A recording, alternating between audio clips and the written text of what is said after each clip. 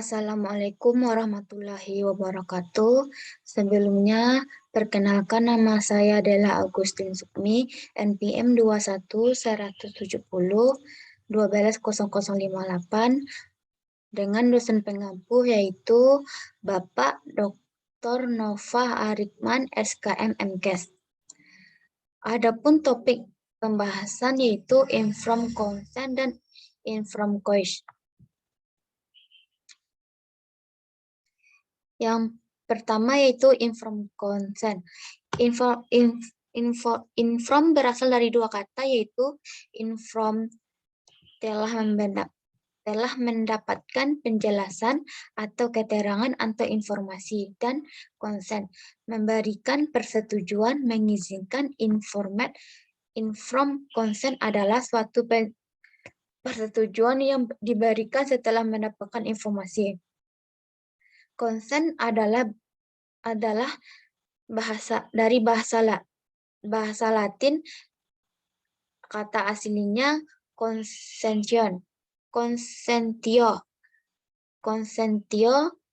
dalam bahasa Inggris menjadi consent yang artinya persetujuan, izin, menyetujui kepada seseorang yang melakukan sesuatu. Istilah awal hanya konsen, lalu menjadi informed consent sesuai dengan perkembangan politik dan hak-hak individu, maka ia memperoleh kata sifat informed sehingga memperoleh arti seperti sekarang dipergunakan di mana-mana. Menurut Veronica Komalawati, perkembangan informed consent adalah suatu kesepakatan atau persetujuan pasien atas upaya medis yang dilakukan dokter terhadap dirinya setelah pasien mendapatkan informasi dari dokter mengenai upaya medis yang dapat dilakukan untuk menolong dirinya, serta informasi mengenai segala risiko yang mungkin terjadi. Informed consent yaitu satu persetujuan yang diberikan oleh pasien dan keluarganya atas dasar informasi dan penjelasan mengenai tindakan medis yang akan dilakukan terhadap pasien tersebut. Menurut Peraturan Menteri Kesehatan Nomor 290 MKes per _3 _2008 serta Manual Persetujuan Tindakan Kedokteran KKI tahun 2008 disebutkan bahwa informed consent adalah persetujuan tindakan kedokteran atau informasi kesehatan yang diberikan oleh pasien atau keluarga terdekatnya setelah mendapatkan penjelasan serta lengkap mengenai tindakan kedokteran yang akan dilakukan terhadap pasien tersebut. Contohnya, yang pertama dalam kasus-kasus yang memakai terapi atau obat yang memungkinkan banyak efek samping serta terapi dan sinar laser dan lain-lain. Yang kedua dalam kasus yang menyangkut dengan pengobatan yang memakai teknologi baru yang sepenuhnya belum dipahami efek sampingnya. Materi yang kedua yaitu informed choice.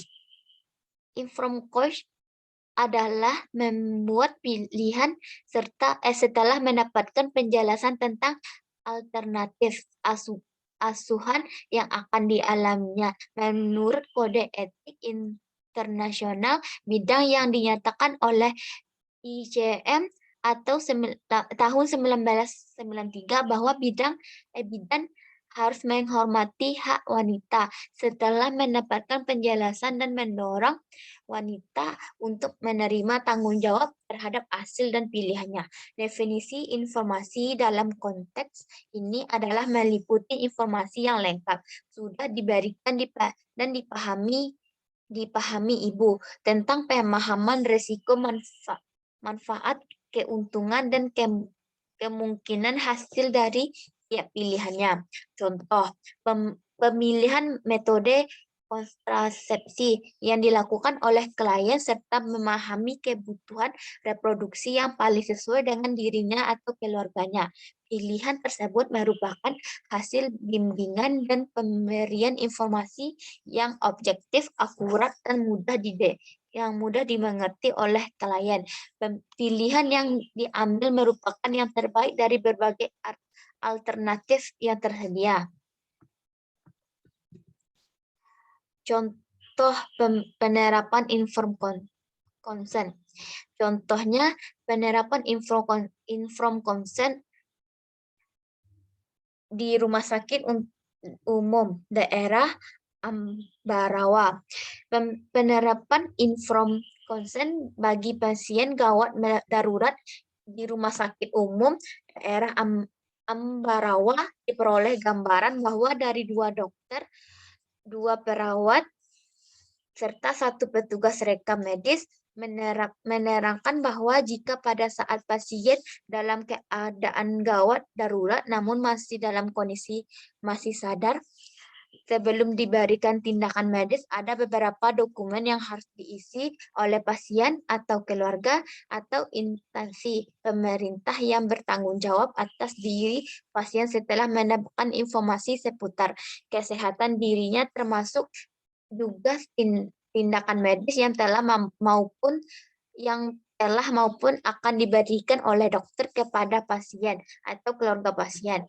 Hal ini sudah sesuai dengan pasal 8 Undang-Undang Nomor 36 Tahun 2009 tentang Kesehatan dan pasal 45 Tahun Nomor 29 Tahun 2004 tentang praktik kedokteran dalam kondisi normal bertindik atau informed consent merupakan persyaratan mutlak diperlukan dalam melakukan tindakan medik bagi pasien, karena jika tanpa itu maka dokter dapat dipersalahkan atas tindakannya. Setiap orang berhak untuk mendapatkan informasi seputar kesehatan dirinya, termasuk juga tindakan medis yang telah maupun akan diberikan oleh dokter kepadanya. Contoh penerapan informed consent. Contoh penerapan informed quest pada pelayanan KB. Informed quest merupakan aspek yang sangat penting dalam pelayanan keluarga berencana atau sering disebut KB dan kesehatan reproduksi KR. Dikatakan demikian karena informed quest sebagai langkah awal dari penerapan informasi konsen sangat besar, artinya baik bagi pasien maupun tenaga kesehatan. Bahkan karena begitu pentingnya informed consent tersebut, maka dalam Undang-Undang Nomor 36 Tahun 2009 tentang Kesehatan pasal 56 dengan jelas dikatakan bahwa setiap orang berhak menerima atau menolak sebagian atau seluruh tindakan pertolongan yang akan diberikan kepadanya setelah menerima dan memahami informasi mengenai tindakan tersebut secara lengkap. Jadi, hak persetujuan atas dasar informasi informed consent merupakan implemental dari hak pasien. Peran informed consent sangat penting dalam pelayanan kesehatan karena berfungsi sebagai aspek legal dalam pelaksanaan fungsi tenaga kesehatan. Salah satu faktor yang menjadi penyebab belum terrealisasinya informed consent dengan baik dalam pelayanan kesehatan saat ini ialah karena informasi tentang tindakan yang akan dilakukan terhadap pasien sebelum mengambil keputusan belum terjabarkan secara detail, sehingga informed consent sebagai dasar pelaksanaan informed consent juga tidak berjalan sebagai mestinya. Terhadap awal yang dilakukan dalam memberikan informed quest ialah dengan melakukan konseling, di mana petugas membantu klien dalam memilih dan memutuskan jenis kontrasepsi yang akan digunakan sesuai dengan pilihannya, dan klien merasa puas. Konseling yang baik akan membantu klien dalam menggunakan kontrasepsinya lebih lama dan meningkatkan keberhasilan KB. Konseling juga akan mempengaruhi integrasi antar petugas dan klien karena dapat meningkatkan hubungan dan kepercayaan yang telah ada. Baik, itu saja yang dapat saya sampaikan. Jika ada kesalahan atau kekurangan, mohon dimaafkan. Saya akhiri dengan Assalamualaikum warahmatullahi wabarakatuh.